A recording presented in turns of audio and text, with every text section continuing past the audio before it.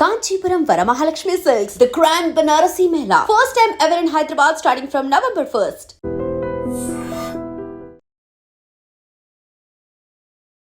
నమస్తే, welcome to I dream talking point with కవిత.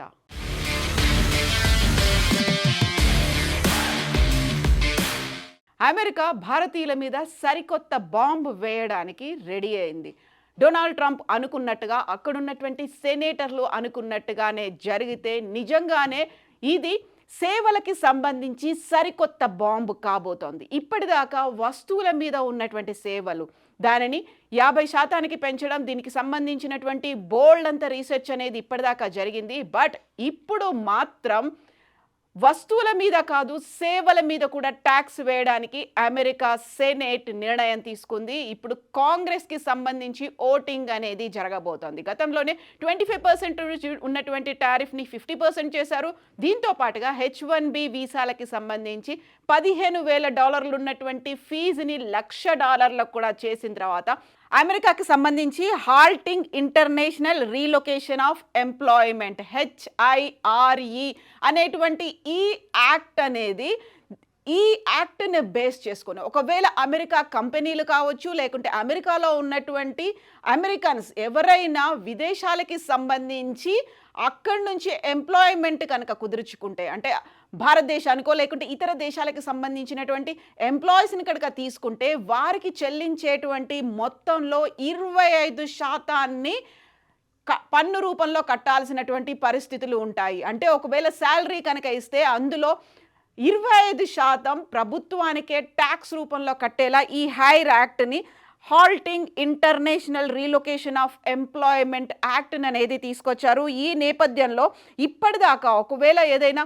సర్వీసెస్కి సంబంధించి దాన్ని ఎగ్జంప్షన్ అనేది కూడా ఉంటుంది, ట్యాక్స్ ఎగ్జంప్షన్. ఆ ట్యాక్స్ ఎగ్జంప్షన్ అనేది కూడా లేకుండా చేయబోతోంది.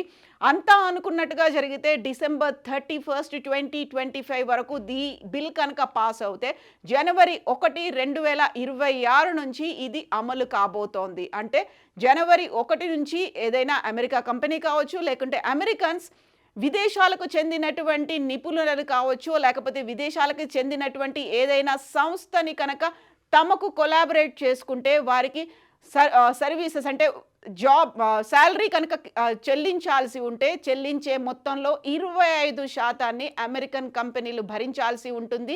ఈ మొత్తాన్ని అమెరికాకు చెందినటువంటి అక్కడ ఉన్నటువంటి స్థానికులకి స్కిల్ డెవలప్మెంట్తో పాటుగా రీస్కిల్లింగ్, నైపుణ్యాలను డెవలప్ చేయడానికి మేము ఉపయోగిస్తాము అనేటువంటి మాటను తీసుకొచ్చింది.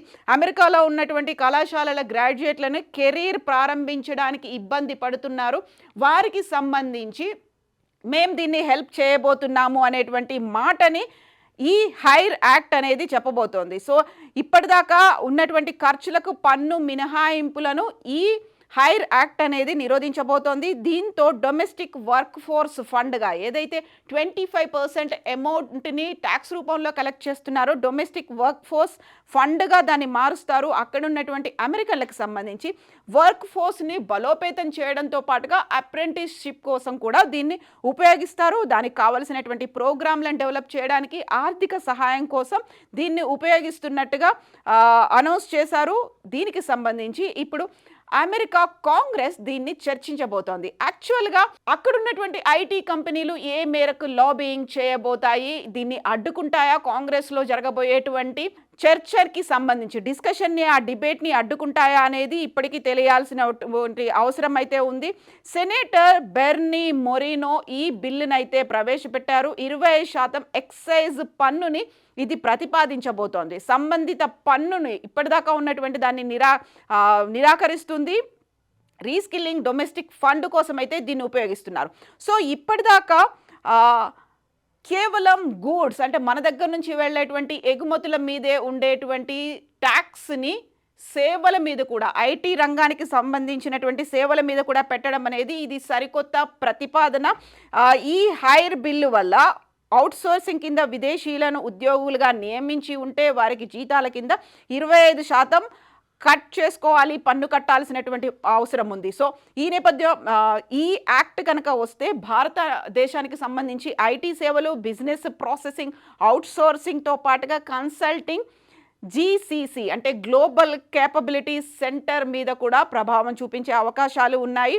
ఐర్లాండ్, ఇజ్రాయెల్, ఫిలిప్పీన్స్ వంటి దేశాల మీద ప్రభావం ఉన్నప్పటికీ భారతదేశం మీద తీవ్ర స్థాయిలో ఈ ప్రభావం ఉండేటువంటి అవకాశం ఉంది అనేటువంటి మాట ఈ నేపథ్యంలోనే భారతదేశ ఆర్బీఐ మాజీ గవర్నర్ కూడా రఘురామ్ రాజన్ కూడా దీన్ని తీవ్ర స్థాయిలో తప్పుపడుతున్నారు. భారతదేశం మీద తీవ్రమైనటువంటి ఆర్థిక ప్రభావం చూపించే అవకాశాలు ఉన్నాయి అనే దాంతో పాటుగా అమెరికా కాంగ్రెస్లో ప్రవేశపెట్టినటువంటి ఈ హైర్ బిల్ ఇప్పుడు సెనేట్ కమిటీ ఆఫ్ ఫైనాన్స్కి సంబంధించి వారి దగ్గర ఉంది. ఆ తర్వాత దాని మీద డిస్కషన్ చేయబోతోంది. మన ఆర్థిక వ్యవస్థ మీద తీవ్రమైనటువంటి ప్రభావం ఉండే అవకాశం ఉంది అనేటువంటి మాటలు, విమర్శలు, వాదనలు కూడా వినిపిస్తున్నాయి. సో ఇప్పటికే బ్లూ కాలర్ ఉద్యోగాలు అనేవి చైనాకు వెళ్ళిపోయాయి, వైట్ కాలర్ ఉద్యోగాలు భారతదేశానికి వెళ్ళిపోతున్నాయి. కాబట్టి అక్కడున్నటువంటి స్థానిక అమెరికన్లకి, స్థానిక యువకులకి ఉద్యోగ అవకాశాలు లేకుండా పోతున్నాయి అనేటువంటి ప్రతిపాదననే ఈ హైర్ యాక్ట్ రూపంలో వచ్చింది. అందువల్లే అమెరికా భారత ఆర్థిక సంబంధాలు ఇంతలా దిగజారిపోతాయి అనేటువంటిది మాట ఏడాది క్రితం వరకు లేదు. బట్ ఇప్పుడు ఆ ఎఫెక్ట్ చాలా ఉండే అవకాశం ఉంది అంటూ కాంగ్రెస్ కూడా, మన ఇండియన్ నేషనల్ కాంగ్రెస్ పార్టీ కూడా అదే మాట చెప్తోంది. 20% ఈ పన్ను విధించాలి అనేటువంటి ప్రతిపాదన ఈ అక్టోబర్ 6నే తీసుకొచ్చారు సెనేటర్ బెర్నీ మొరినో. దీన్ని ప్రవేశపెట్టిన తర్వాత చర్చ పెద్ద స్థాయిలో జరుగుతోంది. ఇప్పటికే ఎఫెక్ట్ అనేది చాలా తీవ్రంగా ఉంది. అందులోనూ మేక్ అమెరికా గ్రేట్ అగైన్, మాగా అనేటువంటి నినాదంతో డొనాల్డ్ ట్రంప్ రెండోసారి అధ్యక్షుడిగా ఆయన పోటీలో ఉన్నప్పుడు చేసినటువంటి నినాదం, అమెరికన్లకి ఫస్ట్ అవకాశాలు అనేవి ఉండాలి, దీంతో పాటుగా అమెరికా ఫస్ట్ అనే నినాదం. మిగతా దేశాలకు చెందినటువంటి వాళ్ళు అక్కడ ఉన్నటువంటి వర్క్ ఫోర్స్ను ఆక్రమించుకున్నారు, అక్కడ ఉన్నటువంటి నేటివ్ అమెరికన్లకి ఉద్యోగాలు లేవు అనేటువంటి మాట ఉంది. కాబట్టి ఇది సరికొత్త బాంబుగా అభివర్ణిస్తున్నారు. ఎట్ ద సేమ్ టైం ఇక రఘురామ్ రాజన్ కూడా చెప్తున్నటువంటి మాటని బట్టి చూస్తే, సో H1B వీసాకి సంబంధించి ఇప్పటికే అది ఒక భారంగా పరిణమిస్తుంది అని భావిస్తున్నటువంటి తరుణంలో ఒకవేళ $15,000 నుంచి $1,00,000 ఇక్కడి నుంచి H1B వీసా మీద వెళ్ళేటువంటి ఉద్యోగుల మీద పడుతుంది, లేకపోతే అక్కడ ఎవరైతే పిలిపించుకుంటున్నారో వారి మీద భారం పడుతుంది అనుకుంటే, అంతకు మించినటువంటి భారంగా ఈ హైర్ యాక్ట్ వస్తున్నటువంటి ఈ ఆర్థిక భారం అనేది తలకు మించినట్టుగా ఉండబోతోంది అనేటువంటి మాట అయితే వినిపిస్తోంది. ఈ నేపథ్యంలోనే ఆర్బీఐ మాజీ గవర్నర్ రఘురామ్ రాజన్ చెప్పిన దాన్ని బట్టి చూస్తే, అమెరికా కాంగ్రెస్ చర్చిస్తున్న హైర్ యాక్ట్ అవుట్ సోర్సింగ్ పన్నులను వేయాలనుకుంటోంది. అది ఎలా అమలవుతుందో ఇప్పటికైతే స్పష్టత లేదు. కానీ వస్తువుల నుంచి సేవలకు, సేవల నుంచి H1B వీసాకు ఈ మార్గంలో వెళ్తున్నటువంటి అమెరికాకు వెళ్తున్న భారతీయ నిపుణుల మీద ఈ ప్రభావం తీవ్ర స్థాయిలో ఉండబోతోంది అనేటువంటి మాట.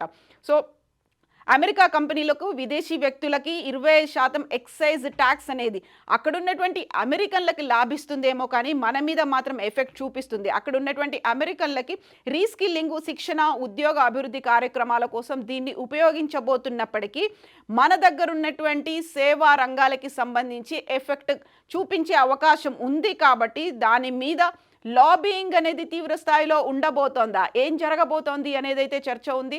బట్ మనం మాత్రం అదర్ మార్కెట్స్ని చూసుకోవాల్సినటువంటి పరిస్థితులు వచ్చాయి అనేది. ఎలా అయితే గూడ్స్కి సంబంధించి ఇక్కడి నుంచి ఎగుమతి అవుతున్నటువంటి వస్తువులకి సంబంధించి అదర్ మార్కెట్ని, ఇతర కంట్రీలని, ఆల్టర్నేట్ మార్కెట్స్ని వెతుక్కున్నట్టుగానే సర్వీసెస్కి సంబంధించి కూడా ఏషియన్ కంట్రీస్ లేకుంటే యూరోపియన్ కంట్రీస్ మీద ఇప్పుడు మళ్ళీ దృష్టి సారించాల్సినటువంటి అవసరం ఉంది అనే మాటతో పాటుగా భారతదేశానికి సంబంధించి అమెరికా మార్కెట్లో భారత ఐటీ ఎగుమతుల్లో 70% వాటా కలిగి ఉన్నాయి. ఇప్పటికే అమెరికా అనేది మన భారతదేశం మీద 50% టారిఫ్లను విధించింది. అదే చైనా మీద 47% మాత్రమే టారిఫ్లు ఉన్నాయి. ఒకవేళ ఇదే కనుక కంటిన్యూ అవుతాయి, దీన్ని కనుక ఆమోదిస్తే మాత్రం భారత సప్లై చైన్ మీద తీవ్రమైనటువంటి ప్రభావం ఉండే అవకాశం ఉంది అనేది రఘురామ్ రాజన్ చెప్పినటువంటి మాట.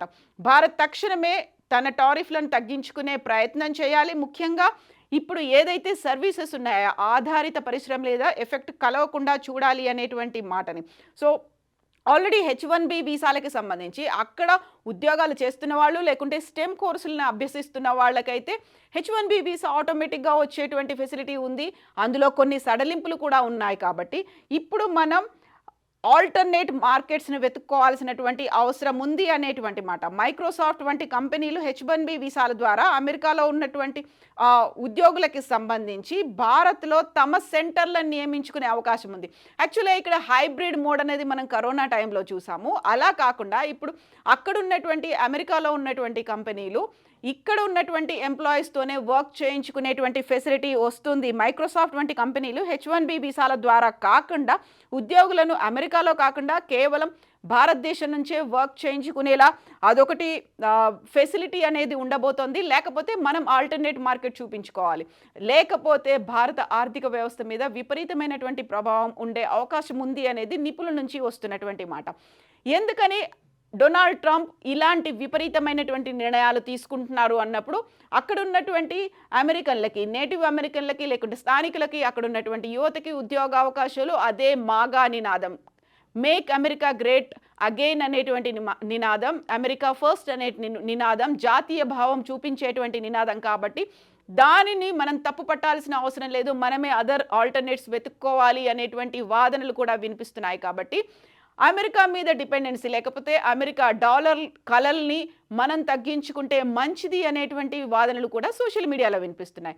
మీరేమనుకుంటున్నారో కామెంట్స్ రూపంలో తెలియచేయండి. నిజంగా ప్రస్తుతం ఉన్నటువంటి సమాజం దేనికి ప్రయారిటీ ఇస్తుంది? ఆర్థిక సంబంధాల చుట్టూ మాత్రమే తిరుగుతోంది. మళ్ళీ ఎన్నికలంగానే చాలా విరక్తి కలుగుతున్నాం. మంచి అనిపిస్తుంది కదా, లేడీస్ కూడా ఛాలెంజింగ్ జాబ్స్ చేసినప్పుడు చాలా బాగుంటది. ట్రాఫిక్ అసిస్టెంట్స్ గా నియమించిన ట్రాన్స్జెండర్స్ అందరితో సాల్యూట్ చేయించుకుంటున్నారు. ఫుడ్ డెలివరీ ఇవ్వటానికి వెళ్ళినటువంటి డెలివరీ బాయ్ అనిల్ పై కళ్ళ ముందు